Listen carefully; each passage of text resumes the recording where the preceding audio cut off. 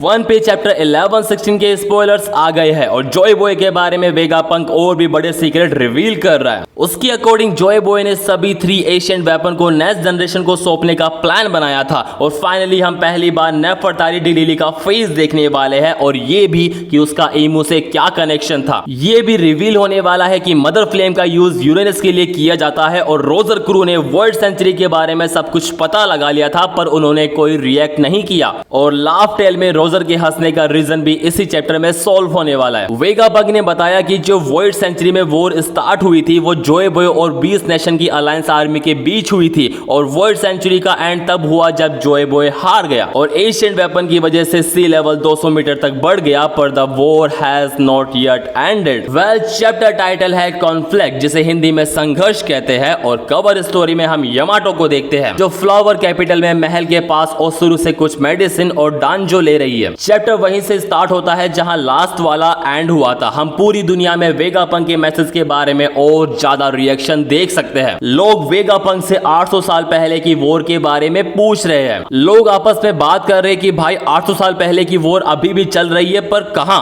लेकिन उस समय का कोई भी व्यक्ति अभी जिंदा नहीं है। वो वेगापंक से पूछते हैं कि एक ऐसी वॉर जिसके बारे में कोई नहीं जानता वो अभी भी क्यों चल रही है। और जैसे जैसे वेगापंक आगे बढ़ता है हम ईमू को रूम ऑफ फ्लावर में देखते हैं। उसके हाथ में एक फोटो है जो आधी छाया से ढकी हुई है और वो फोटो बिल्कुल वीवी जैसी दिखती है। वेल हो सकता है कि वो नेफरतारी डी लिली हो जो वर्ल्ड सेंचुरी में अरबस्ता की रानी थी जो 20 राजाओं में से एक थी, लेकिन 19 राजाओं की तरह लिली मेरी जियोस में नहीं गई और जब वो अपने देश वापस लौट रही थी तो वो एक मिस्टीरियस वे में गायब हो गई थी। वेल अगर हम चीजों को जोड़े तो ईमू वीवी जैसी दिखने वाली लड़की की इमेज देख रहा है और सांजी भी वीवी जैसी दिखने वाली एक तस्वीर देख रहा था। इस समय हमें नहीं पता था कि सांजी एक प्रिंस था, इसलिए ओडा उन सभी के पैरेलल चल रहा है क्योंकि ईमू भी प्रिंस से एक राजा बन सकता था तो लिली भी प्रिंसेस से किंग बन सकती थी जो या डूब गई या किसी चीज से मर गई। फिर सीन आता है अरबस्ता का जहां हम इगाराम और केरू को देखते हैं जो वीवी के लापता पोस्टर पर रो रहे हैं और पैल और चाका किंग कोबरा की कब्र के बगल में खड़े हुए हैं। वेगापंक अपनी ब्रॉडकास्ट कंटिन्यू रखता है और कहता है कि उससे मदर फ्लेम का एक पार्ट चुराया गया था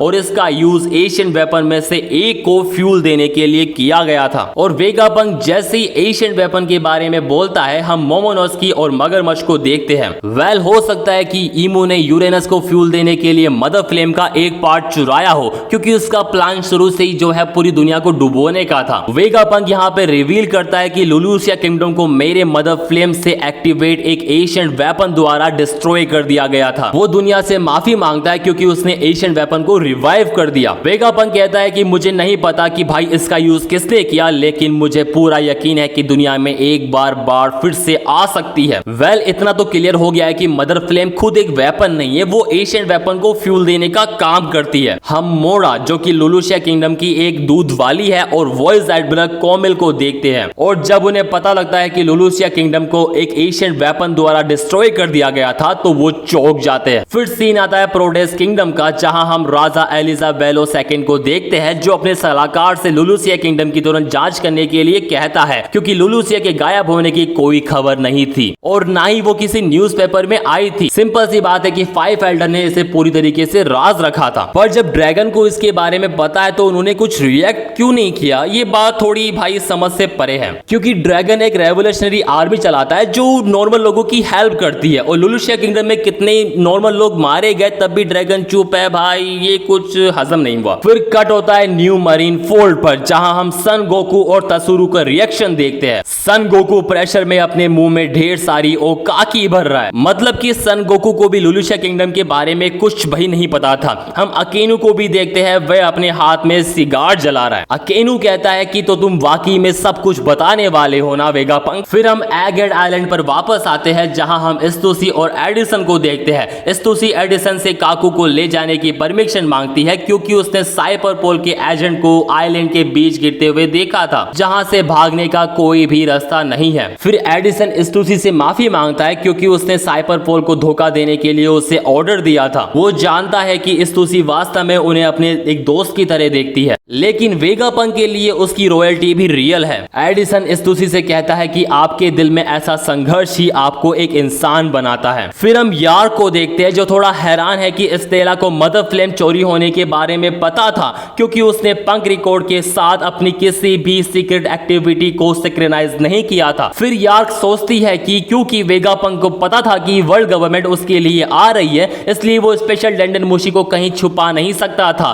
फिर यार्क फाइव एल्डर को बुलाती है। यार्क फाइव एल्डर से कहती है कि मुझे पता है कि स्पेशल डेंडन मुशी कहां पर रखा हुआ है। एशियन जायंट रोबोट प्रेजेंट में उसे प्रोटेक्ट कर रहा है। वेल, फाइव एल्डर को यह जानकर शौक तो लगने वाला है कि भाई एशियन जायंट रोबोट यहां क्या कर रहा है, और शायद हम नेक्स्ट चैप्टर में देख सकते हैं कि five Elder versus Asian giant robot. Vegapunk की ब्रॉडकास्ट कंटिन्यू रहती है और वेगापंक रिवील करता है कि जॉय बॉय ने सभी 3 एशियन वेपन को नेक्स्ट जनरेशन को सौंपने का प्लान बनाया था। वेगापंक कहता है कि मुझे यह समझ नहीं आया कि जॉय बॉय ने ऐसा करने की कोशिश क्यों की, इसलिए मैं ये नहीं कह सकता कि इस संघर्ष में कौन सी साइड अच्छी थी या बुरी। वेगापंक कहता है कि एक दिन ये भी क्लियर हो जाएगा और उस दिन दुनिया में फिर से बाढ़ आने का खतरा होगा, ये मेरी वार्निंग है। फिर हम शिराहोशी और मछुआरों के रिएक्शन देखते हैं जब वेगापंक जॉय बॉय के थ्रू एशियन वेपन को नेक्स्ट जनरेशन को सौंपने की बात करता है। फिर वेगापंक मैसेज कंटिन्यू रहता है और वेगापंक कहता है कि वर्ल्ड सेंचुरी के बारे में कई सारे सीक्रेट हैं, लेकिन पायरेट का एक ऐसा ग्रुप है जो इसके बारे में सब कुछ जानता है, जो और कोई नहीं, वो हम सबको पता है भाई। वो पायरेट किंग रोजर क्रू के बारे में बात कर रहा है। और जैसे ही वेगापंक रोजर पायरेट के बारे में बात करता है, हम ट्विन कैप में क्रोकस को देखते हैं। फिर सीन आता है सभाओडी आइलैंड का, जहां लोग शहर में वेगापंक की ब्रॉडकास्ट देख रहे हैं। वेगापंक कहता है कि उन्हें इतिहास के उस हिस्से के बारे में सच्चाई पता चल चुकी थी। वो बिना किसी को बताए क्यों गायब हो गए, उन्होंने कोई कार्रवाई क्यों नहीं की। चैप्टर के लास्ट पैनल में हम साकी को अपने रिपो बार में देखते हैं। साकी अपने बार में एक पायलट को पीट रही है और वो रेलिस से बात भी कर रही है। साकी रेलिस से कहती है कि तुम बहुत ज्यादा पी रहे हो, ऐसा नहीं है कि तुम इस तरह नशे में हो जाओ। फिर हम रेलिस को देखते हैं जो स्टूल पर बैठा हुआ है और उसका सिर बार के ऊपर है,